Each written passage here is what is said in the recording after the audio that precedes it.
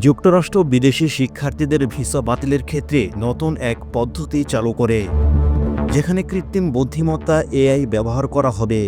নতুন এ নীতির আওতায় যদি কোনো শিক্ষার্থী হামাসের সমর্থক হিসেবে চিহ্নিত হন কিংবা তাদের অনুষ্ঠানে অংশগ্রহণ করেন, তাহলে তাদের ভিসা বাতিল করা হবে।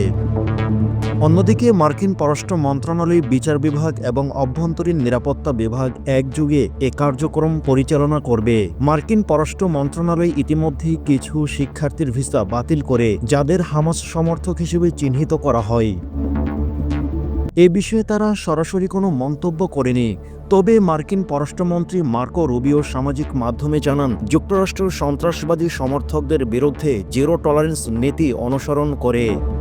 তিনি সতর্ক করেন, বিদেশি শিক্ষার্থীরা যদি আইন ভঙ্গ করে তাদের ভিসা বাতিল করে দেশেই ফেরত পাঠাতে হতে পারে। এটি যুক্তরাষ্ট্রের জাতীয় নিরাপত্তা এবং সন্ত্রাসবাদী কার্যক্রমের বিরুদ্ধে তাদের কঠোর অবস্থানেরই বিশেষ অংশ হিসেবে বিবেচিত হচ্ছে।